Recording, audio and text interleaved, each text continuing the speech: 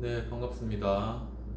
오늘도 화요 예배, 하우스 처치 화요 예배 사도신경으로 신앙 고백하시고 시작하도록 하겠습니다. 전능하사 천지를 만드신 하나님 아버지를 내가 믿사오며 그 외아들 우리 주 예수 그리스도를 믿사오니 이는 성령으로 잉태하사 동정녀 마리아에게 나으시고 본디오 빌라도에게 고난을 받으사 십자가에 못 박혀 죽으시고 장사지된 바 되었다가 사흘 만에 다시 죽은 자 가운데서 다시 살아나시며 하늘에 오르사 전능하신 하나님 우편에 앉아 계시다가 저희로서 산자와 죽은 자를 심판하러 오시리라. 성령을 믿사오며 거룩한 공예와 성도가 서로 교통하는 것과 죄를 사하여 주시는 것과 몸이 다시 사는 것과 영원히 사는 것을 믿사옵나이다. 아멘. 오늘 찬송가는 새 찬송가 183장입니다. 옛날 찬송가, 통일 찬송가 172장, 빈들의 마른 불같이입니다. 빈들의 마른 불같이 시들은 나의 영혼, 주님이 약속한 성령 간절히 기다리네. 가물어 메마른 땅에 단비를 내리시듯 성령의 단비를 부어 새 생명 주옵소서. 기도하고 화요 예배 시작하도록 하겠습니다. 전능하신 하나님 아버지, 오늘도 이렇게 하우스 처치에서 또 이렇게 화요 예배로 하나님께 예배 드릴 수 있도록 인도해 주신 은혜를 감사합니다. 시간 가운데 하나님 말씀 가운데 큰 은혜 얻게 하시고 정말 이 시간 주님의 축복을 경험할 수 있는 복된 시간 될 수 있도록 인도하여 주옵소서. 감사드렸고 이 모든 말씀 우리 주 예수님 이름으로 기도합나이다. 아멘. 네, 오늘 말씀은 말씀 순종의 세 가지 축복에 관한 내용입니다. 오직 예수 그리스도의 은혜와 평강이 여러분에게 있기를 축원합니다. 성삼위일체 하나님께 감사와 경배와 영광을 돌려드립니다. 오늘도 예수님을 전하는 우리들이 되기를 원합니다. 오늘 제목 말씀 순종의 세 가지 축복에 관한 구절은 시편 119편 7에서 8절까지의 말씀이 되겠습니다. 7절과 8절을 봉독하도록 하겠습니다.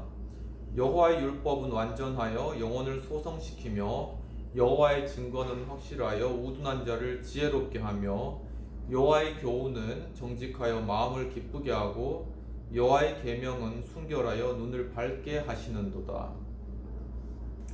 오늘 읽은 본문의 그러한 내용은 시편 19편으로 다윗의 시에 해당되는 그러한 내용입니다. 바로 이 시편 19편을 위대한 기독교 작가 C.S. 루이스는 모든 시편 중에 가장 위대한 시편이라고 극찬한 시편이 바로 시편 19편입니다.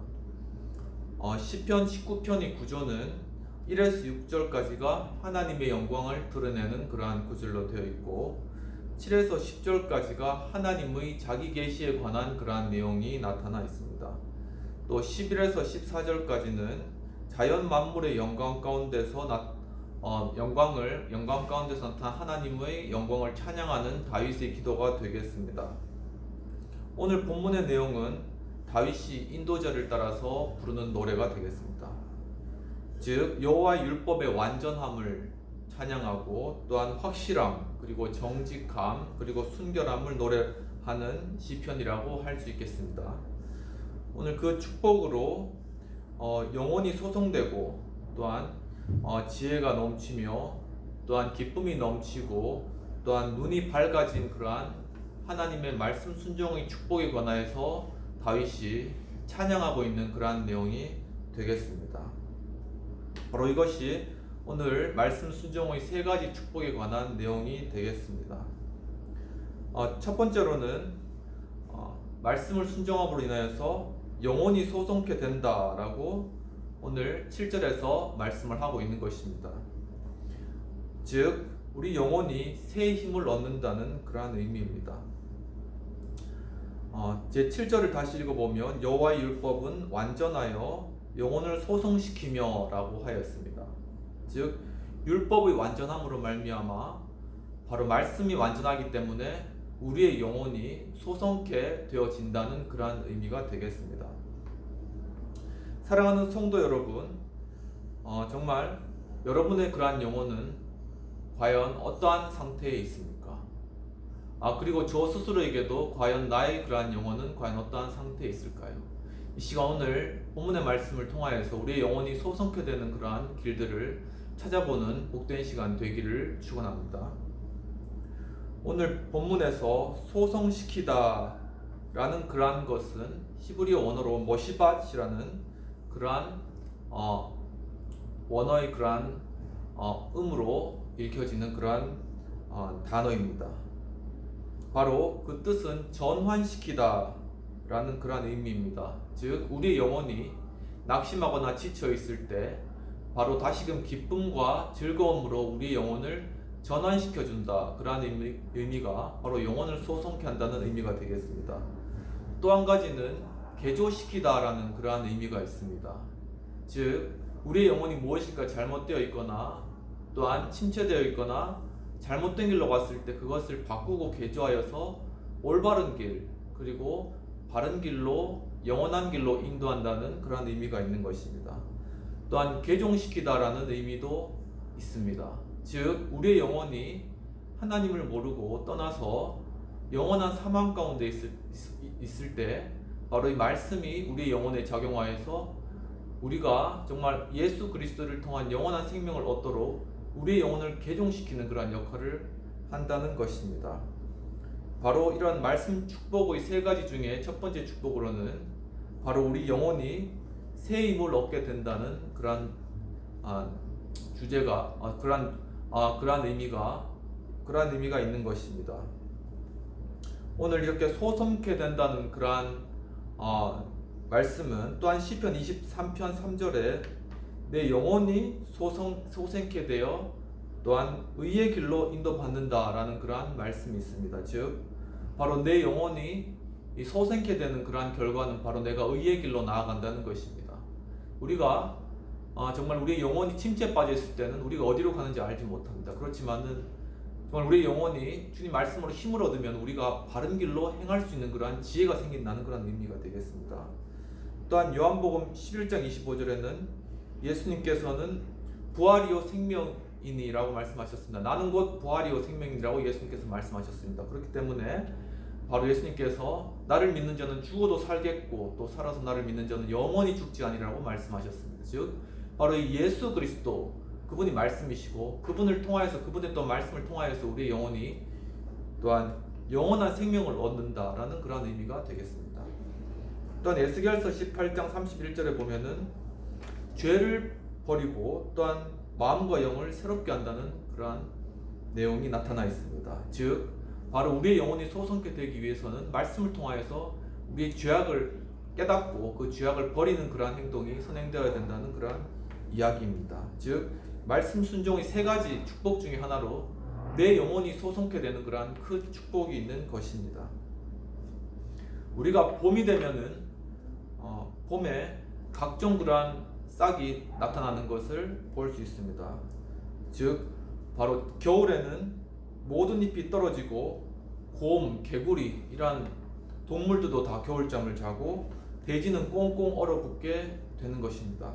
그렇지만 입춘이 되고 봄이 오게 되면은 바로 한파가 입춘이 지나면서 꺾여지고 또 움츠렀던 그런 대자연이 새롭게 돋우며 기지개를 펴는 바로 그러한 소생케 되는 그러한 기운이 살아나는 그러한 역사가 나타나는 것입니다. 바로 이러한 기운, 바로 이와 같은 봄의 생명의 기운으로 말미암아 만물이 소성하고 다시 살아나는 그러한 역사, 그것은 비록 이 대자연과 만물뿐만 아니라 우리의 영혼도 마찬가지라는 것입니다. 바로 이러한 봄의 기운을 가져오는 것, 그것이 하나님의 말씀이며 말씀을 순종하는 것이며 이 말씀 순종을 통하여서 이 땅의 모든 기운들이 우리의 영혼을 소성케 하는 그러한 역사로 다가온다는 것입니다. 즉 말씀 순종의 세 가지 축복 중에 첫 번째 축복이 바로 내 영혼이 새 힘을 얻는다는 그러한 것이 되겠습니다. 두 번째로는 바로 말씀 순종의 축복으로 마음을 기쁘게 한다는 그러한 내용이 오늘 본문에 나타나 있습니다. 8절에 보면 여호와의 교훈은 정직하여 마음을 기쁘게 하고 여호와의 계명은 순결하여 눈을 밝게 하시는도다. 즉 여호와의 말씀이 정직하기 때문에 우리의 마음을 기쁘게 한다는 것입니다. 즉 말씀을 순종함으로써 우리가 참 기쁨을 얻게 된다는 것입니다. 사랑하는 성도 여러분, 참으로 이렇게 정직한 말은 우리의 마음을 기쁘게 합니다. 반대로 부정직하고 거짓된 말은 우리의 마음을 굉장히 힘들고 침체에 빠지게 합니다. 우리가 이 땅 가운데 살아갈 때 여러 정치인들이나 여러 사람들이 이야기하는 그러한 이야기들을 우리가 들을 때가 있는데, 그들이 정말 정직한 말 하면 우리 마음이 도리어 기뻐지고 시원하게 됩니다. 그렇지만 그들이 거짓말을 하고 자꾸 면피하고 뒤로 빼면은 우리의 마음은 도리어 분노와 화만 날 뿐입니다. 바로 이와 같이 정말 하나님의 말씀은 정직하기 때문에 우리의 그러한 심령을 새롭게 하며, 바로 이러한 말씀과 같이 정직하게 말하는 그러한 정치인, 그러한 인도자, 그러한 지도자들, 그러한 장들이 생겨나기를 주님의 이름으로 간절히 축원합니다.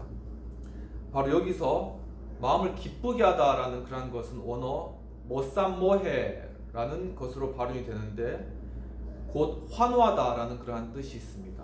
즉 기뻐서 우리의 마음이 환호하는 거죠. 우리가 어떤 로또에 대박을 맞았거나 그럴 때 우리가 환호할 수 있겠지만은, 우리가 이 말씀으로 우리가 바로 기뻐하면 이렇게 로또 맞은 것처럼 환호를 할 수 있다는 것입니다. 왜냐하면 하나님의 말씀 정직한 그 참기를 발견했기 때문에 그렇다는 것입니다. 그리고 또 한편으로는 축하하다라는 그러한 의미도 있습니다. 우리가 축하받을 때 굉장히 기쁘잖아요. 또 다른 사람을 축하해 줄 때도 굉장히 기쁩니다. 이러한 것 같이 우리가 참 어떤 상을 받았을 때, 아니면 우리 생일 때 우리가 축하받는 것과 같이 이 말씀은 바로 정직하여서 우리가 이런 정말 축하받는 것처럼 그렇게 기쁘게 한다는 그러한 의미가 있는 것입니다. 즉 말씀 순종의 세 가지 축복 중에 두 번째의 축복은 참 기쁨을 우리가 얻게 된다는 그러한 것이 되겠습니다.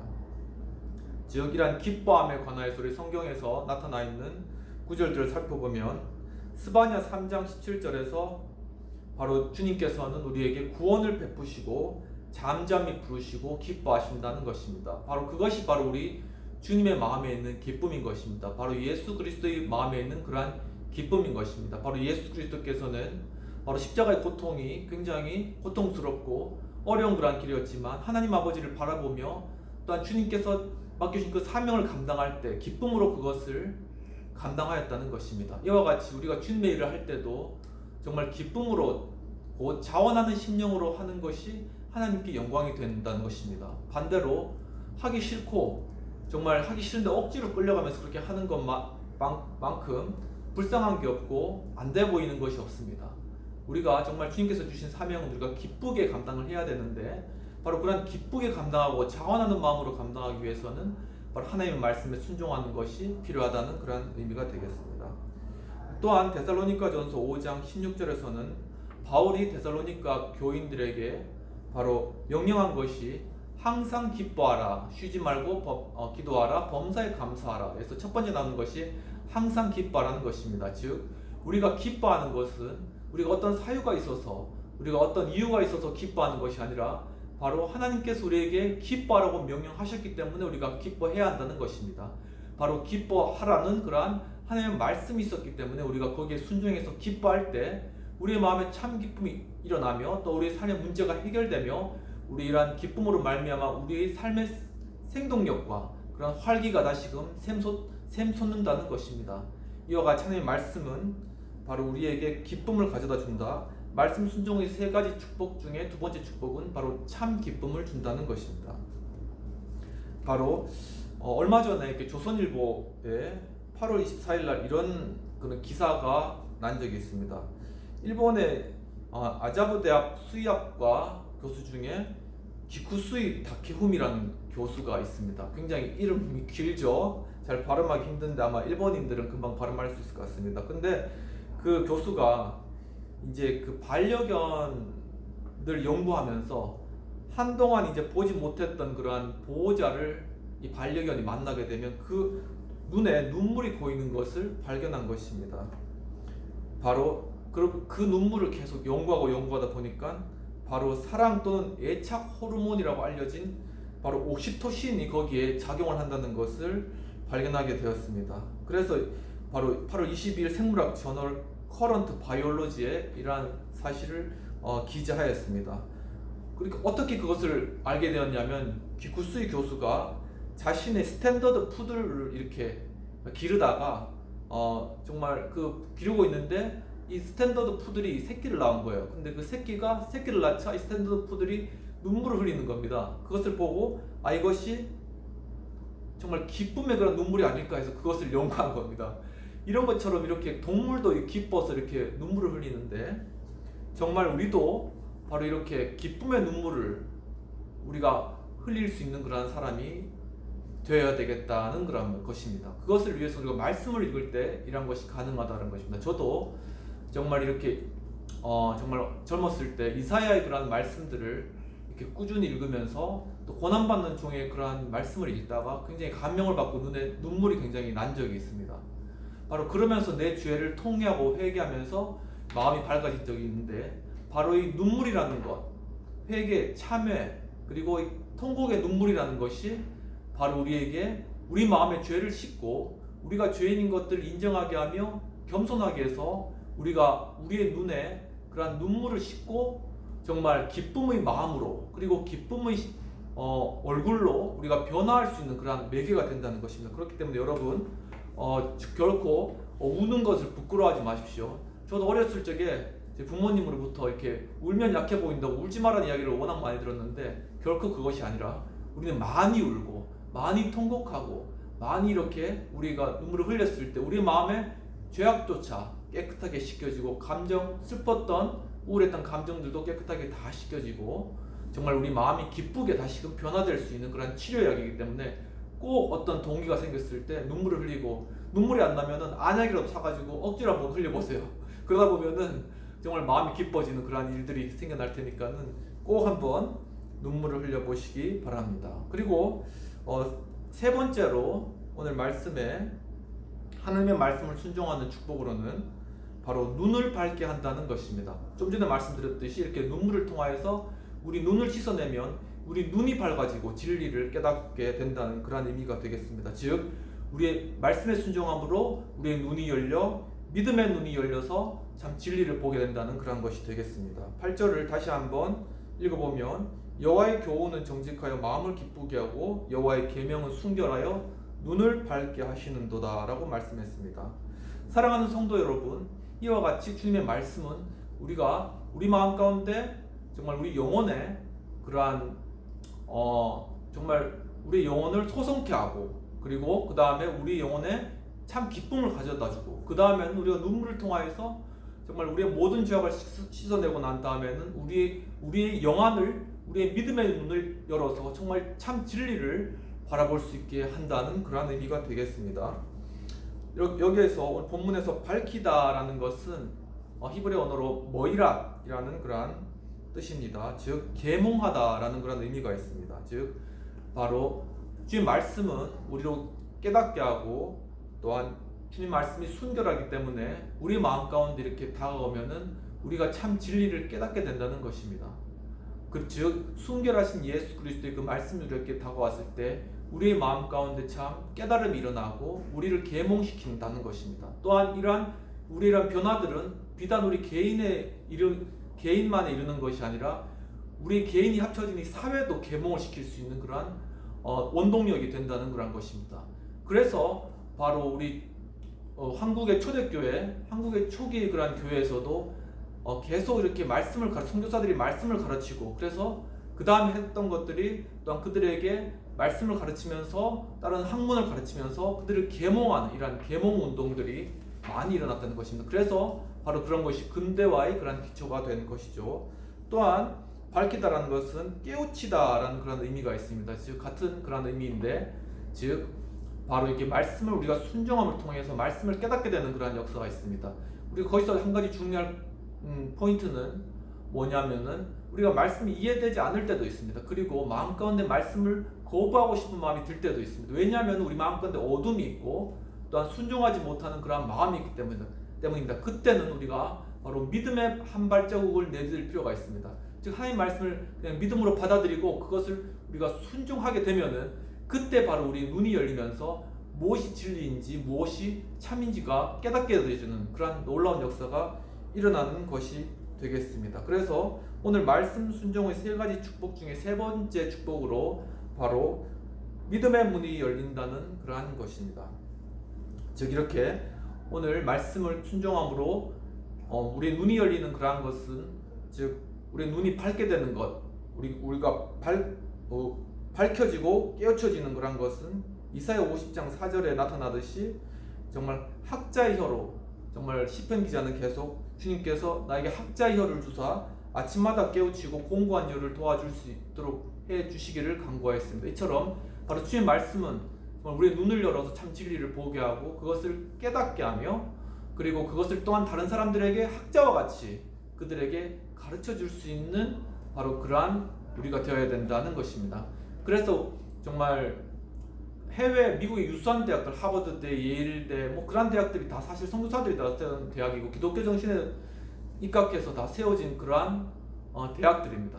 그래서 거기서 학문이 발전하고 인류가 이렇게 많이 발전한 거죠. 근데 너무나 그것이 발전하다 보니까는 과학이 또한 여러 철학이 이성적인 것들이 도를 넘어서서 하나님이 없다 하고 도리어 하나님을 대적해서 높아지는 현상이 일어났습니다. 하지만은 그것에 대해서 우리가 결코 위축될 필요가 없는 것은 하나님의 말씀이 가장 고상하고 가장 위험이 있으며 또 가장 지혜롭기 때문에 바로 이 과학조차도 모든 것이 다 하나님의 그러한 말씀 안에 들어있다는 그러한 사실입니다. 바로 최첨단의 그러한 말씀들, 상대성 이론, 그리고 그 위에 또 표준 모형들, 촉근 이론, 이러한 최신의 그러한 이론, 모든 빅뱅 이론, 이러한 최신의 것들도 참 그것을 만든 과학자들이 하나님을 부인했다 할지라도 그 사실 자체가 전체가 성경 안에 다 들어있다는 그러한 놀라운 사실들이 발견되고 있는 것입니다. 또한 에스라 7장 10절에 또한 율법을 연구하고 준행하여 가르치기로 결심하였다라는 그런 말씀이 있습니다. 즉 에스라 선지자는 바로 지금 바벨론에서 풀려나와서 이제 다시금 고레스 칙령에서 돌아간 그러한 이스라엘 민족에게 무엇을 해야 될까 생각하다가 먼저 그들에게 말씀으로 깨우쳐야 되겠다는 생각을 하게 됩니다. 그래서 정말 말씀을 연구하고 또한 그 말씀을 그 다음에는 준행하며 그것을 또한 가르치는, 자기가 먼저 준행을 해야 되죠. 그래서 스스로가 그것을 준행하고 본을 보여야 됩니다. 그래야지 보는 사람, 가르침을 받는 사람이 따라오게 되는 것이죠. 그렇게 계속 준행하고 말씀을 가르쳤다는 것입니다. 그래서 바로 그 이스라엘 민족이 다시금 성전을 짓고 회복할 수 있었다라는 그런 사실입니다. 또한 예수님의 예를 봤을 때 마가복음 8장 25절에 벳세다의 맹인에게 예수님께서 다가가신 적이 있습니다. 그래서 그 눈에 침을 뱉으시고 안수하시며 밝히 보게 하시는 그러한 역사가 있는 것입니다. 즉 예수님 자체가 바로 말씀이시기 때문에 그분이 들어온다는 것은 곧 바로 우리의 눈에 영안이 열린다는 그런 의미와 동일한 의미가 되겠습니다. 즉 우리 믿음의 눈을 뜨는 것입니다. 그렇기 때문에 바로 예수 그리스도를 자신의 구주로 영접하고 그분을 믿는 것, 그러한 바로 믿음, 그것을 통하여서 바로 우리 지혜와 깨달음과 계시의 그러한 문들이 열리기 시작하게 되는 것입니다. 그래서 우리의 눈이 열려지기 위해서 먼저 믿음의 발걸음을 떼시기를 주님의 이름으로 축원합니다. 이와 같이 말씀 순종의 세 가지 축복 중에 세 번째 축복으로는 믿음의 눈이 열린다는 것이 되겠습니다. 즉 예수님의 3대 사역을 우리가 살펴볼 필요가 있겠습니다. 즉 예수님은 첫 번째로는 가르치는 일을 하셨다는 그러한 것입니다. 바로 티칭이시죠. 즉 회당을 중심으로 해서 말씀을 예수님께서는 가르치셨습니다.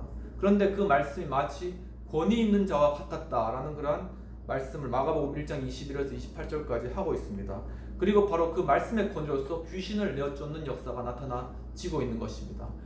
최근에 서구의 그러한 설교의 흐름 중에 권위 없는 자처럼 하라라는 아주 유명한 그러한 설교가가 에모리 대학의 설교가 있습니다.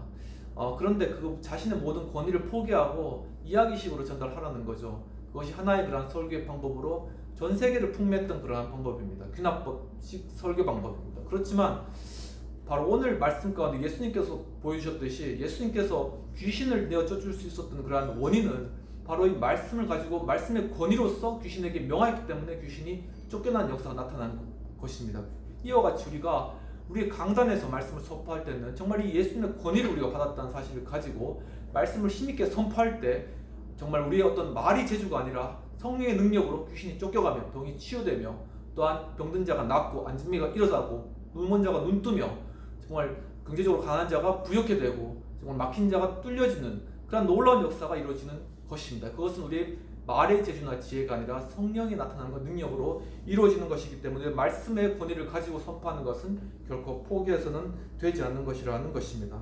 두 번째로 예수님께서는 전파하는 일, 즉 프리칭의 사역을 감당하셨습니다. 즉 공중 앞에서 바로 전파를 하셨습니다. 즉 예수님께서는 게네사렛 호숫가에서 사람들이 많이 모이자 배를 띄우고 그 위에서 많은 공중들에게 전파를 하셨습니다. 그리고 또한 산에 올라가셔서 산상수훈을 마태복음 5장부터 7장까지 산상수훈을 베푸신 거죠. 이와 같이 사람들이 많이 모인 곳에서 또 말씀을 선포하는 그런 선포식의 말씀을 전달하셨다는 것입니다. 이 모든 것이 바로 말씀을 깨우치게 하는 말씀의 사역자의 능력인 것입니다.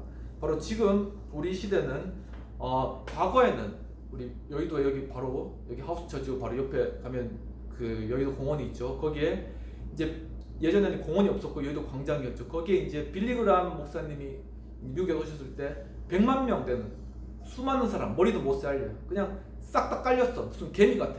그 수많은 사람들이 거기 와가지고 그 선포하시는 말씀을 들었다는 것입니다. 그런데 지금은 이제 시대가 바뀌었습니다. 지금 공원도 다 만들어졌고 그렇게 모일 공간도 없어요. 그런데 지금은 무엇이 있냐면 바로 이렇게 SNS 그리고 이 유튜브라는 것들을 통하여서 바로 또 틱톡도 있죠. 아무튼 그런 다양한 것들을 통하여서 이제는 무한하게 많은 사람들에게 복음을 전할 수 있는 그런 길이 열려졌다. 이것은 우리가 보이지 않는 그런 세계로 확정되어져가는 놀라운 이러한 전파의 그러한 길이 열린 것입니다. 물론 단점이 있습니다. 막 여러 음란한 것이나 악한 것들이 반대로 들어갈 수 있죠. 그렇지만 우리는 이건 문명들을 주님이 주신 그러한 일반 은총으로 생각하고 잘 활용하여서 도리어 복음 전파하며 하나님 나라를 확장하는 것들에 사용할 수 있는 그러한 지혜가 있어야 되겠습니다. 또한 마지막으로 예수님께서는 힐링, 즉 병 고친 일들을 감당을 하신 것입니다. 즉 공중 앞에서 이러한 것들을 행하셨는데 즉 맹인 바디메오를 고치시는 그런 장면들이 또한 나타나고 또한 그 귀머거리에게 에바다 귀가 열리리라 하셨을 때 귀가 열려지는 그러한 역사가 나타나는 것입니다. 이와 같이 예수님께서는 공중 앞에서 자신의 말씀을 선포하시고 병을 고치심으로 말미암아 스스로의 말씀이 맞다는 것을 입증하셨습니다. 그래서 바로 믿지 못하는 바리새인들에게도 내 말을 믿지 못하려거든 내가 하는 일 이것을 보고 믿으라고 말씀하셨습니다. 이와 같이 우리의 믿음은 이제는 그냥 무턱대고 믿는 것이 아니라 이 믿음을 가지고 이 믿음을 입증해야 되는 그러한 시대가 된 것입니다. 이렇게 우리가 실질적으로 우리가 가진 이 믿음을 사람들 앞에서 공중 앞에서 담대하게 입증해 나가는 그러한 것들을 통하여서 하나님께서는 바로 듣는 자들에게 바로 이 말씀을 통한 깨달음을 얻게 하신다는 그러한 사실이 되는 것입니다. 바로 사도행전 9장 18절에 바울이 그러한 예가 나타납니다. 바울은 바로 다메섹 도상으로 올라갔죠. 바울이 예수님 믿기 전에 바로 예수님 믿는 사람을 죽이려고 근데 거기에 가다가 하늘로부터 놀라운 빛이 비추면서 바로 거기서 예수님의 말씀의 빛으로 예수님의 말씀이 임하게 됩니다. 바울아 바울아 사울아 사울아죠. 내가 왜 나를 핍박하느냐. 내가 뒷발질로 가시체를 뒷발질하기가 너에게 도리어 힘들다. 이렇게 말씀이 임하는 것입니다. 그래서 그는 소경이 되었습니다. 그렇지만은 그의 마음은 말씀으로 인하여서 소송된 것이죠. 첫 번째 영혼을 소송케 한다. 그 다음에 그러므로 말미암아 그 영이 변화되면서 그래서 이게 그 눈먼 사울이 아나니아에게로 갔죠. 아나니아가 또 하나님께서 아나니아에게 나타나셔서 아나니아에게 사울에게 안수하여서 낫게 하라 그렇게 하는데 사울은 이렇게 밝은 빛을 보고 눈이 머는 거예요. 그렇지만 마음 가운데 영혼은 소송되었고 아나니아의 기도를 받고 마음 가운데 기쁨이 나타나는 것이죠. 그것이 바로 두 번째 바로 말씀을 순종함으로 기쁨을 준다는 것입니다. 그런 기쁨과 함께 바로 그에게 안수하며 아나니아가 기도했을 때 바울의 눈에 그런 비늘이 벗겨지는 그런 현상들, 즉 마음가운데 기쁨과 또한 이렇게 눈물을 흘렸을 수도 있죠. 그때 바로 바울이 정말 기뻐서, 사울이 기뻐서 그때 그 눈에서 비늘이 벗겨지면서 밝게 보여주었다. 이제는 과거에 있었던 그러한 흉악하고 예수님 믿는 자들 잡아 죽이려는 그런 악한 그런 눈이 아니라 정말 이제는 예수님 복음, 생명의 복음을 전파하고 또한 그리스도의 사랑을 전파했던 그런 참 깨달음의 영원히 열린 그런 믿음의 눈으로 이제는 세상을 다르게 바라보게 되었다는 것이죠. 즉 완전히 새로운 그러한 패러다임으로 세상을 바라보게 되었다는 그런 의미가 되겠습니다. 이와 같이 정말 말씀을 순종하는 것은 우리에게 새로운 시야를 갖게 하고 우리 마음 가운데를 소성케 하며 또한 우리 마음 가운데 기쁨과 함께 또한 우리의 영혼을 열어서 참 진리를 바라보고 하나님을 따라가게 할 수 있다는 사실들 여러분 꼭 명심하시고 정말 이러한 참 말씀을 순종함으로 우리가 받는 그러한 세 가지 축복들 가운데 거하는 여러분, 저와 여러분 되기를 주님의 이름으로 간절히 축원합니다. 기도하겠습니다. 하나님 아버지, 참으로 오늘 또한 이렇게 말씀 순종의 세 가지 축복을 나눌 수 있도록 인도해 주신 것을 감사합니다. 주님, 참으로 말씀을 순종함으로 우리의 영혼이 소성케 되고 또한 이 말씀을 통하여 우리의 마음이 기뻐지며 우리의 마음이 기뻐진 가운데 우리의 눈에 모든 눈물과 또한 우리의 탄식과 또한 회개로 말미암아 우리의 눈에 비늘과 같이 덮여 있었던 이러한 모든 비늘들이 다 떨어지고 이제는 참 새로운 시야로, 새로운 눈으로 이 세상을 바라보고 주님을 바라보고 주님을 깨달아 알며 정말 그러한 새로운 변화된 그러한 신념과 마음으로 이 세상에 정말 이제는 정말 소망과 기쁨과 즐거움을 가지고 좀 하나님께서 주신 그 사명을 순종하면서 나아가 문제들을 해결하고 또한 이 땅을 개척하며 또한 하나님 나라로 확장시켜 나가는 이러한 참된 기쁨이 샘솟는 정말 저희들 될 수 있도록 주님 도와주시고 함께해 주시옵소서. 이 시간 정말 주님의 말씀 대신 예수 그리스도의 그러한 부르심에 따라 순종하며 살아가기를 원하는 그러한 자들에게 참 예수 그리스도의 그러한 은혜와 또한 말씀을 우리에게 베풀어 주시는 그 하나님의 크신 은총과 또한 말씀을 우리에게 깨닫게 하시고 그래서 마음 가운데 기쁨과 참 소망으로 회복시켜 주시옵시며 우리의 영안을 열어주시는 성령님의 그러한 교통하심과 역사하심이 어쩌면 이 자리 가운데 또한 이 영상을 보고 있는 우리 하우스 처치 우리 모든 성도들에게 지금부터 영원까지 있을지어다. 아멘. 오늘도 예배 시청해 주셔서 감사드리고 다음 주에 또 반가운 얼굴로 다시 뵙도록 하겠습니다. 감사합니다. 샬롬.